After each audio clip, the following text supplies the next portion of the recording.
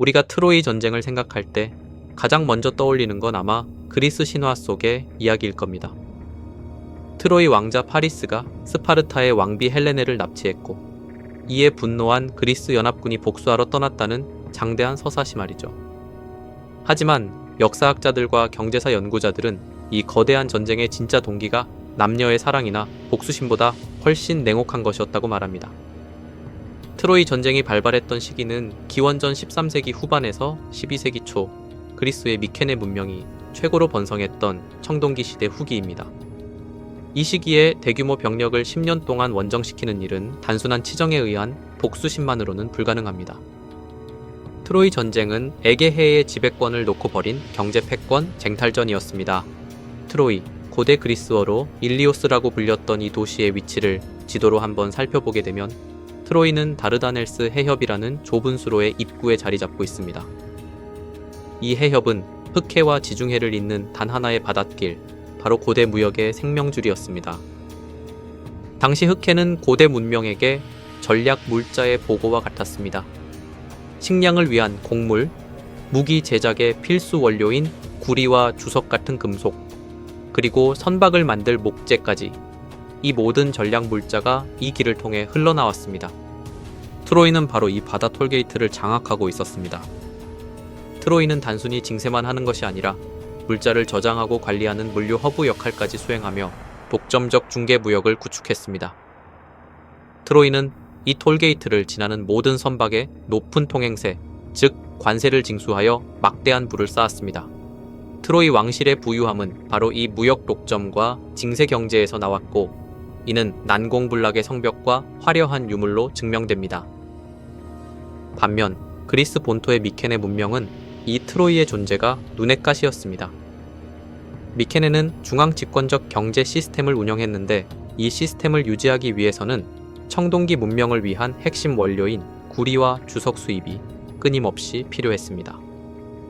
트로이 때문에 미케네는 대체 공급처를 찾거나 과도한 협상 비용을 지불해야 했고 이는 미케네의 경제적 팽창을 가로막는 가장 거대한 장벽이었습니다.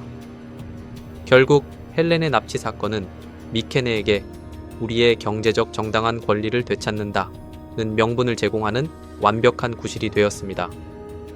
전쟁은 개인의 복수심이 아닌 바다 톨게이트의 통제권을 쟁취하려는 경제 전쟁이었던 것입니다. 트로이 전쟁은 인류 역사상 초유의 국가 총력전이었습니다.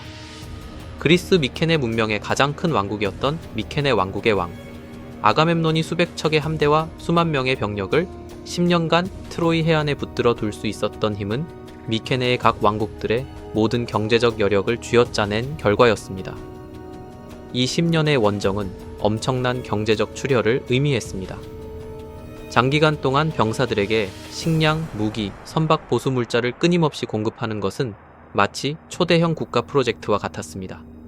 미케네의 행정 시스템은 전시체제로 전환되어 모든 자원을 징발했고 이는 왕국들의 재정적 미천을 고갈시켰습니다. 더욱 치명적인 것은 기회비용의 손실이었습니다. 전쟁에 동원된 수만 명의 남성들은 본래 고향에서 농사를 짓고 물건을 만들 생산적인 노동력이었습니다.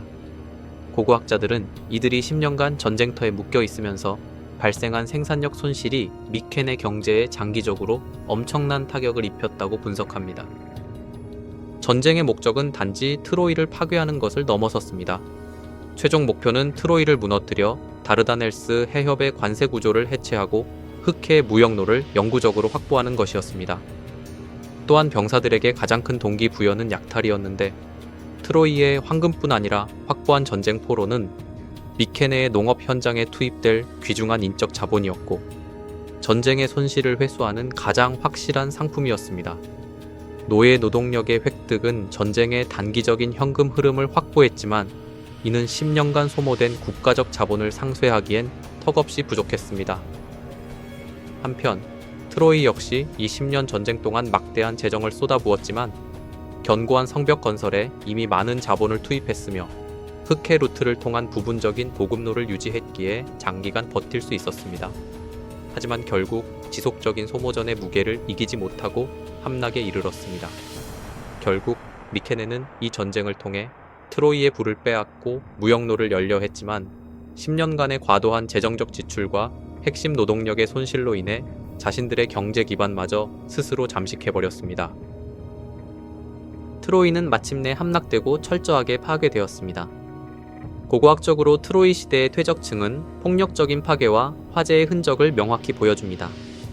도시는 기능적으로 완전히 멈췄고 해협의 바다 톨게이트 역할은 사라졌습니다.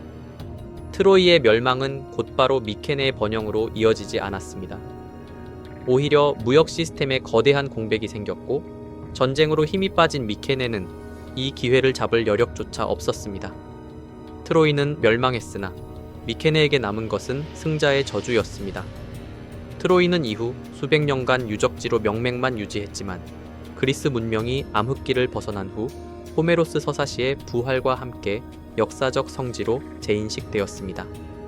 헬레니즘과 로마 시대에 이르러 이곳에 일리오스라는 이름의 도시가 다시 건설되는 등 도시 문명으로서의 기능은 상실했지만 역사적 상징성 때문에 끊임없이 부활했던 것입니다. 반면 트로이를 정복했던 미케네 문명은 전쟁 후 극도로 약화되어 스스로 몰락의 길을 걸었습니다. 트로이 전쟁은 미케네가 청동기 시대 말기 붕괴를 겪게 만든 결정적인 촉매제였습니다. 미케네 경제는 이미 중앙집권적 시스템의 취약성을 안고 있었는데 10년간의 전쟁으로 재정이 고갈된 상태였습니다. 여기에 복합적인 위기가 동시다발적으로 닥쳤습니다.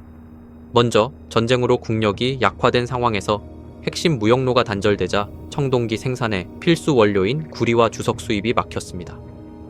하나의 주요 무역 허브가 무너지면서 전체 공급망이 붕괴하는 도미노 효과가 발생했고 문명의 기반 산업 자체가 멈춘 것입니다. 여기에 장기간의 가뭄과 기근이 닥쳤고 전쟁으로 비축 식량까지 바닥난 미케네는 굶주림에 시달렸습니다. 또한 전쟁 중 가중된 징발과 세금은 내부적인 사회적 불안정을 극대화했습니다. 또한 전쟁으로 병력이 고갈된 틈을 타 바다 민족이라 불리는 미지의 세력들이 쳐들어와 남은 궁전들마저 파괴했습니다. 이들의 침입은 단순한 군사 공격을 넘어 해상 무역 신뢰도 자체를 완전히 무너뜨렸습니다. 미케네의 중앙 통제 시스템은 이러한 연쇄적인 충격을 견디지 못하고 도미노처럼 무너졌습니다. 미케네 문명의 몰락은 약 300년에 걸친 그리스 암흑기를 초래했습니다. 이는 문명의 블랙아웃이었습니다. 궁전이 파괴되자 복잡한 재고와 세금을 기록하던 문자를 읽고 쓸 줄 아는 소수의 엘리트 계층의 사람들이 사라졌습니다. 문자의 상실은 행정 시스템과 기록된 지식이 통째로 날아간 것을 의미하며 거시 경제 통제가 불가능해졌습니다. 대규모 도시들은 버려졌고 사람들은 고립된 작은 마을로 뿔뿔이 흩어졌습니다. 무역은 단절되었고 경제는 물물 교환에 의존하는 자급자족 생존 경제로 되돌아갔습니다. 모든 복잡한 기술과 사회 시스템이 극단적으로 단순화된 문명의 초기화가 일어난 것입니다. 결론적으로 트로이 전쟁은 청동기 시대의 마지막 경제 패권을 위한 최후의 도박이었으며 이 도박은 승자였던 미케네마저 파멸시키며 문명을 암흑기로 몰아넣었습니다. 그러나 이 혹독한 초기화 과정을 통해 고대 그리스는 훗날 폴리스라는 더욱 유연하고 상업 중심적인 새로운 문명 형태로 재탄생하는 기반을 마련하게 된 것입니다.